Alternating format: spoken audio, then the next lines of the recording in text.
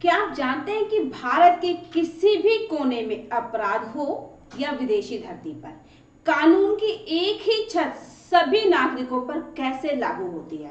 आइए आज हम ये जानते हैं कि भारतीय दंड संहिता की धारा 3 और उसके रहस्य, जिसने न केवल हमारे देश में न्याय की एकरूपता सुनिश्चित की बल्कि अंतरराष्ट्रीय स्तर पर भी अपराधियों के खिलाफ सख्त कार्रवाई की नींव रखी।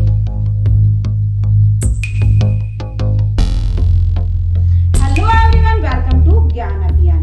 आज हम बात करने वाले हैं एक बहुत ही महत्वपूर्ण टॉपिक पर, भारतीय दंड संहिता की धारा 3 पर।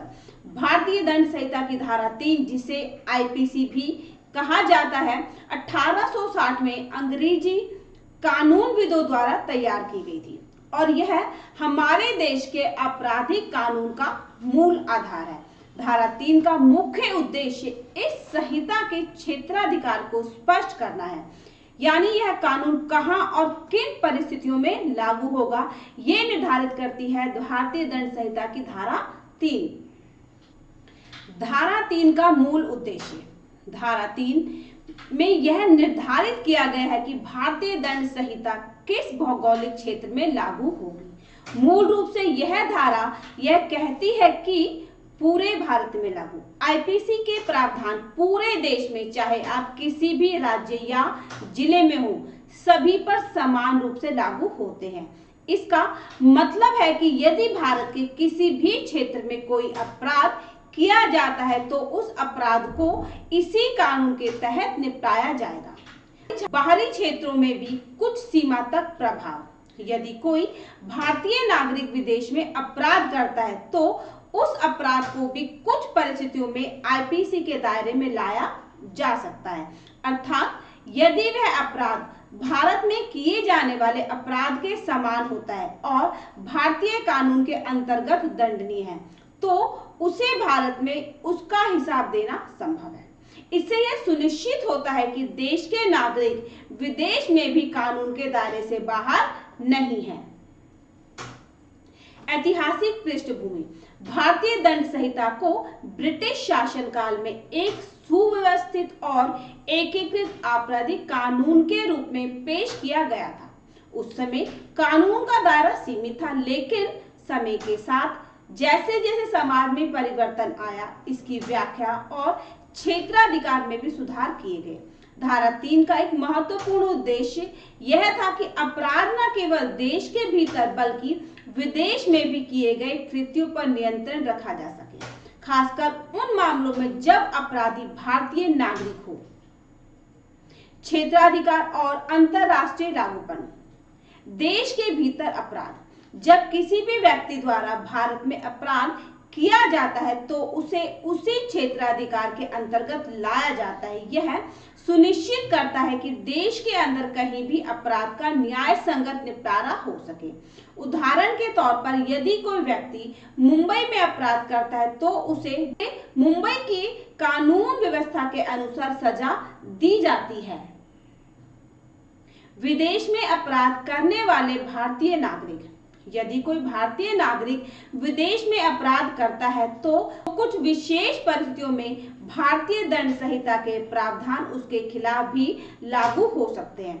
इसका उद्देश्य यह है कि भारतीय नागरिक अपनी जड़ों को ना भूले और किसी भी स्थिति में आपराधिक कृत्यों से बचने के लिए कानून के दायरे से बाहर ना निकले। हालांकि इसे लागू करने में अंतरराष्ट्रीय कानून और संबंधित देश के कानून भी महत्वपूर्ण भूमिका निभाते हैं। यदि अपराधी को विदेश में गिरफ्तार किया जाता है तो कानून प्रवर्तन एजेंसियां सहयोग के आधार पर कार्य करती हैं।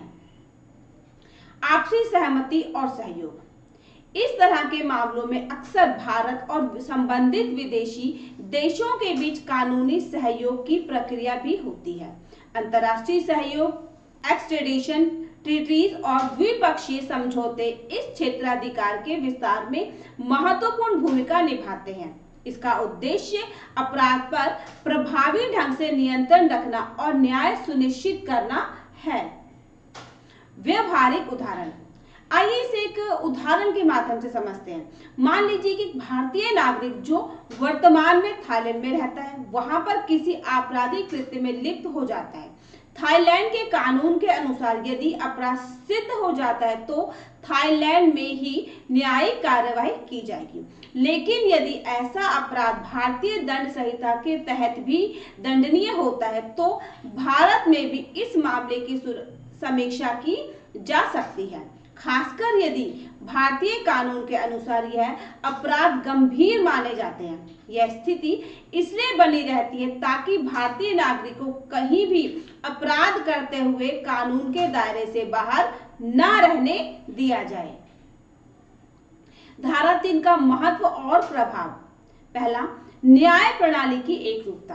धारा 3 का सबसे बड़ा फायदा यह है कि यह पूरे देश में एक समान कानून व्यवस्था स्थापित करता है। चाहे आप किसी देश के किसी भी कोने में हो, कानून की समान धाराओं का पालन सुनिश्चित होता है। इससे न्यायिक प्रक्रिया में समानता और पारदर्शिता बनी रहती है। दूसरा, अंतर्राष्ट्रीय न्याय सहयोग। विदेश में अपराध करने वाले भारतीय नागरिकों के मामले में धारा 3 का प्रावधान यह सुनिश्चित करता है कि अपराधी कानून के दायरे से बाहर न भाग सके। यह अंतर्राष्ट्रीय स्तर पर न्याय की एकता और सहयोग को भी बढ़ावा देता है। कानूनी जागरूकता।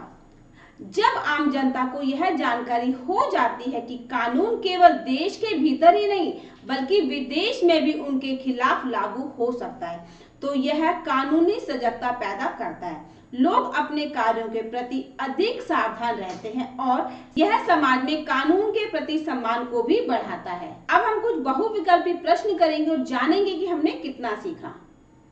भारतीय दंड संहिता की धारा 3 किस विषय से संबंधित है? इसका सही जवाब है ऑप्शन बी, क्षेत्राधिकार। धारा 3 के अनुसार भारतीय दंड संहिता का दायरा किस क्षेत्र में लागू होता है?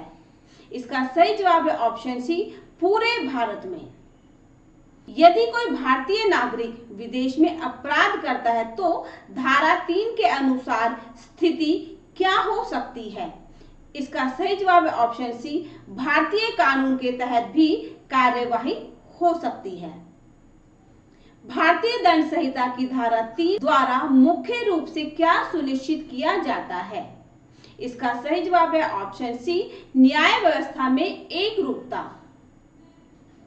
धारा 3 के अंतर्गत यदि कोई भारतीय नागरिक विदेश में अपराध करता है तो किस सिद्धांत के आधार पर कार्यवाही की जा सकती है? इसका सही जवाब है ऑप्शन बी, अंतर्राष्ट्रीय सहयोग। धारा 3 के लागू होने के मुख्य आधार में से एक क्या है? इसका सही जवाब है ऑप्शन सी, अपराध का भौगोलिक स्थान। भारतीय दंड संहिता की धारा 3 के तहत विदेशी अपराधों पर कार्यवाही के लिए कौन सा सिद्धांत महत्वपूर्ण है? इसका सही जवाब है ऑप्शन बी, क्षेत्राधिकार का सिद्धांत।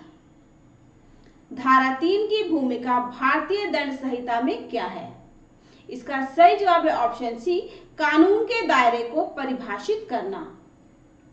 यदि कोई अपराध भारत के बाहर होता है तो धारा 3 के अनुसार कार्यवाही किस आधार पर की जा सकती है? इसका सही जवाब है ऑप्शन ए, अपराधी की नागरिकता। धारा 3 में उल्लेखित अंतर्राष्ट्रीय सहयोग का महत्व किस संदर्भ में है? इसका सही जवाब है ऑप्शन डी, विदेशी अपराधों पर सहयोग स्थापित करना।